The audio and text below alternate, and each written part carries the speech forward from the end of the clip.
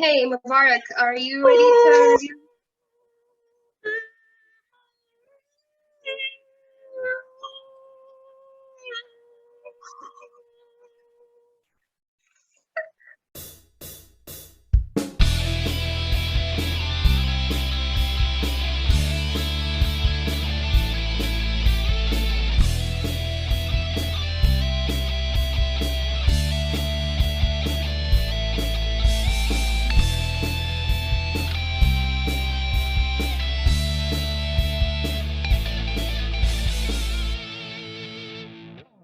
Hi, everyone.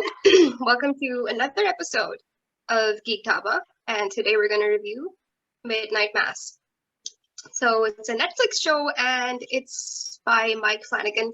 I'm sure you guys are familiar with his previous work, The Haunting of Hill House and The Haunting of Bly Manor. And yeah, so this roughly came around the same time Squid Games did. And I think Squid Game basically overshadowed everything that came out on Netflix in that week, in that month. But Mubarak and I ended up watching it, and we decided to review it for you guys today. Fun fact, I started watching this on Easter Day. So that's how my Easter went.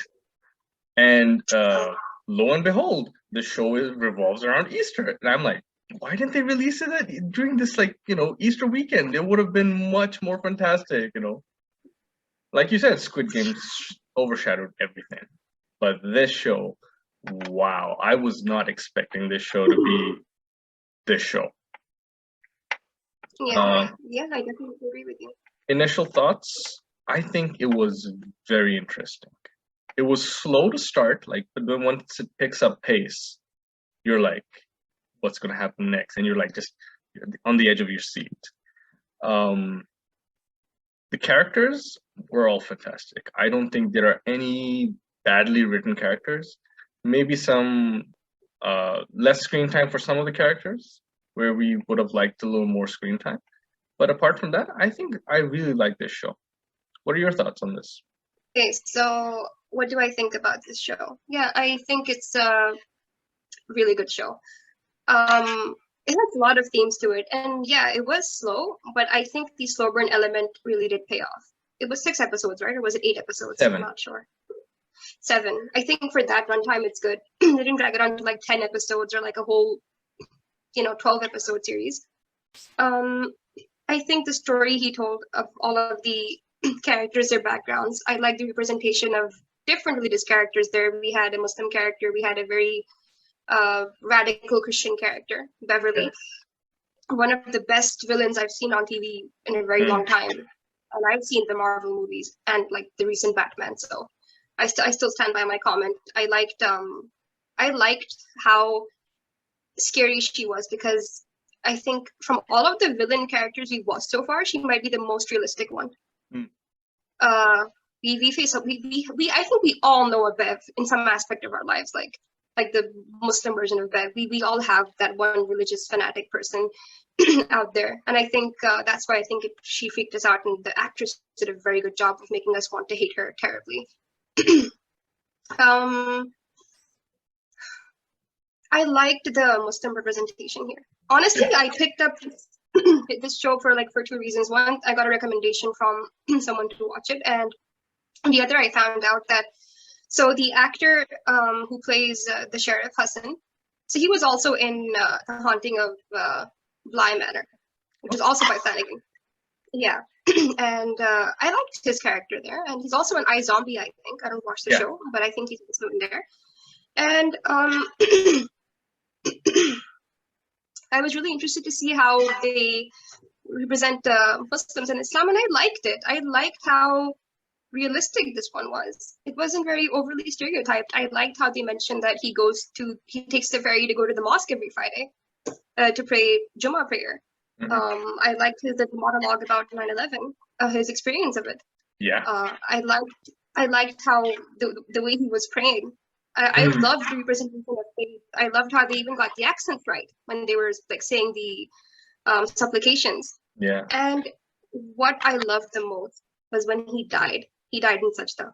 Oh yeah, that was that scene gave me goosebumps. And like that whole scene was so perfectly done.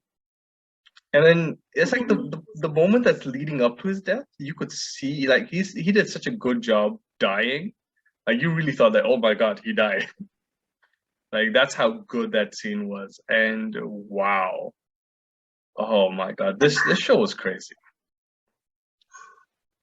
It was really well written. I think some of the monologues were too long, if I'm being honest with you. Okay. But I'll take it. Also, one little pet peeve for me was that you could obviously tell that the characters were aged on purpose. You could tell like their little skin patches and like their wigs kind of fake. You could tell they're gonna de-age them at some point. Yeah. You could tell it's gonna happen because they were really obviously well aged, and that was a little peeve of mine. But as much as it was kind of predictable, I wouldn't see it in a very cliche way. It was really good. I like so when the little vampire / angel came out. I like how they interpreted it as them believing it was an angel of God, because I think in the Bible that is how angels are described. By the way, we don't get the whole little wings and halo description. Yeah. We get that description as well, and it just shows how blind sometimes to faith you can be, or how you can misinterpret like religious text or scriptures to your perception, to your bias.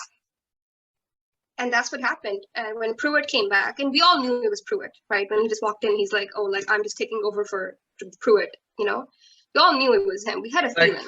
Actually, I thought that the vampire was Pruitt, and Pruitt like brought this guy in to like, you know, he's like, "I still want to preach at my church, but I can't do it, so you're gonna have to do it for me." That's what I thought initially. But then like as it kept going on, there's like the hints started showing up, and then you're just like, this little suspicious. Yeah, he knows too much. Yeah. That's what I thought. I thought that because they, you know, in that scene where the vampire is walking on the beach in the long coat and, you know, Pruitt's hat and long coat, I'm like, yeah, he fully transformed into the vampire. That's how it is. But then like, you know, it went on. It was quite interesting. One thing I absolutely loved about the vampire was the scenes that he just kept popping up in, and like those jump scares, and then like that cello, that really harsh cello, and like it make you jump. Like all of a sudden, I loved every single one of those scenes. Oh my God! Yeah.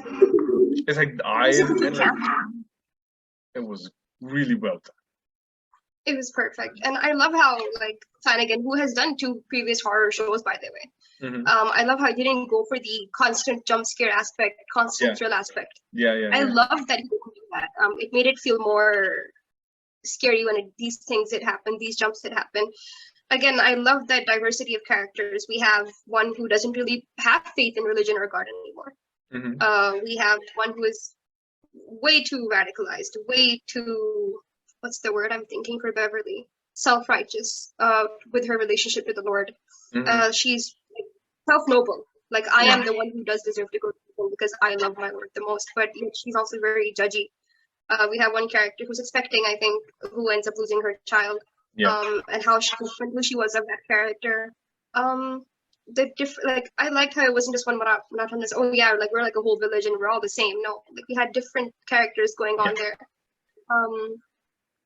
And the ending was just a lot. I mean, I felt like all of the slow burn was worth it. At some point, like a friend was also watching it, and she was like, "Is this gonna pick up?" And I'm like, "I think it's fine. Like it's 7 episodes, and it's gonna pick up at some point. I'm not completely bored. I see what he's doing here. The writing is pretty good here. It's gonna lead to something," and it did. Like what he gave us in the end was amazing. Yeah. I feel bad for some of the characters that died. I wish they had survived, and especially Sheriff Hassan. Like, I felt so bad. I felt so bad he died, but he, like, him and his son, they both died together, and I could see the fear in his eyes, like when his son was like just changing and like converting, and he was just like, please don't, I don't want to lose you, and your mother was of more faith, and like the heartbreak he felt when his son drank the blood or thing. He did a very good job. His acting was excellent. They all were excellent actors. Absolutely. You could see them all amazing. but especially props to Flanagan for depicting a Muslim character very accurately for once, at least from what I've seen so far. In lots of shows and media, this has been the most amazing, accurate, close to fair representation I've seen so far. It was really wholesome to watch, and I really appreciate Flanagan for bringing that in. For giving a new light to Islam. Yeah. So basically, I think that's all I have to say about this show. I think it's a show that everyone should watch. I think it really does go into the themes of misinterpretation, religious extremism. Yes. Like very, very seriously. And this is what we are facing in this world. I mean, in most areas, religion is used as a form of convenience. It isn't really used as a form of scripture anymore. It's used as what's convenient for anyone, but their biases.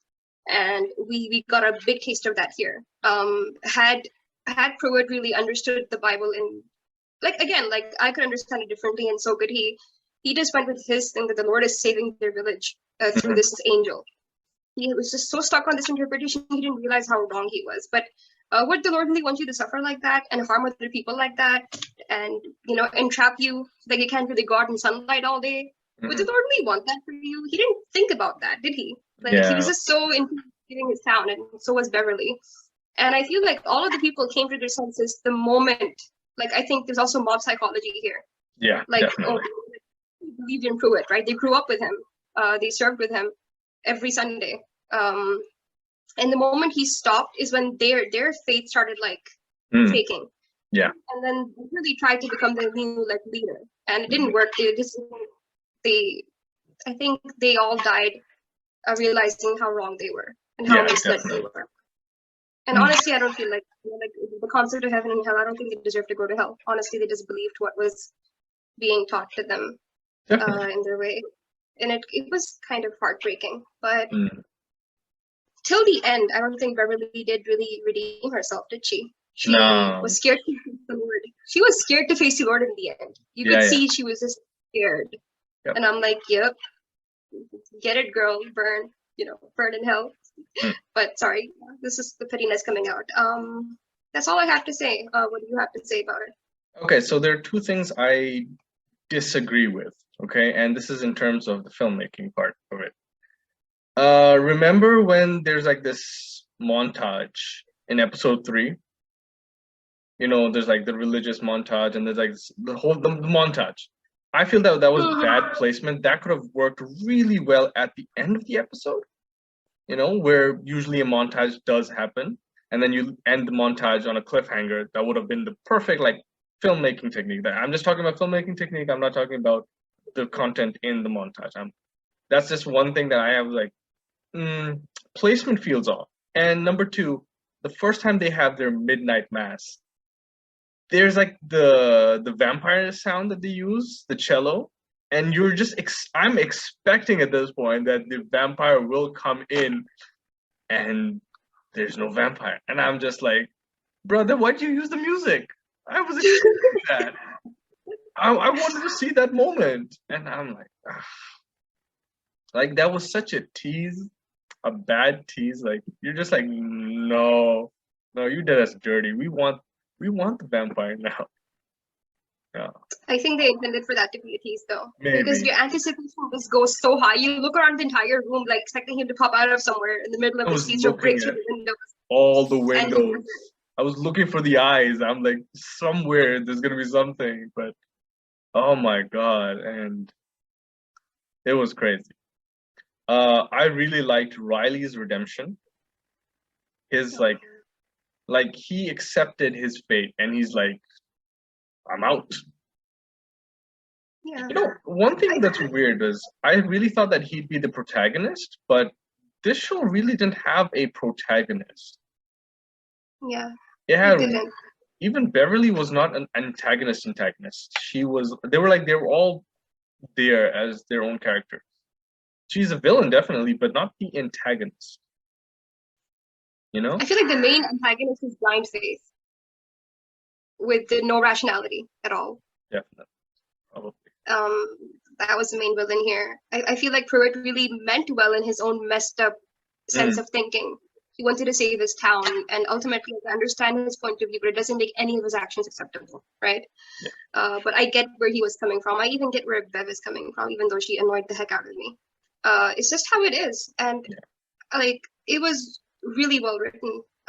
It wasn't really campy. Most of these church themed movies or TV shows already had this really campy feel to it, right? Like just over dramatized, and this wasn't. This is really well balanced. Well balanced, yes, and very neutral. Like as much as the content is very like religious and biblical, it was not preachy. It's like it's just showing you the reality of what happens. Yeah. I felt it was neutral. Yeah. But it was fantastic. Should we move on to ratings? Yep, definitely. I'm gonna have to give this like an 8 out of 10. I feel that is a very fair score. I have this as an 8 out of 10 as well. If this was longer, I don't think it would have worked. I think that the holy number 7 works perfectly. Yeah. I agree with you there. So that's it from us. Thank you all for watching. Be sure to like and subscribe if you haven't already. And we'll see you next time. Bye. Yep. Bye. You can take that off now. Do I take it off? I kind of like it. Just take it off now. You're gonna get a paper cut. Just take it off. I'm surprised you survived this entire recording. Oh.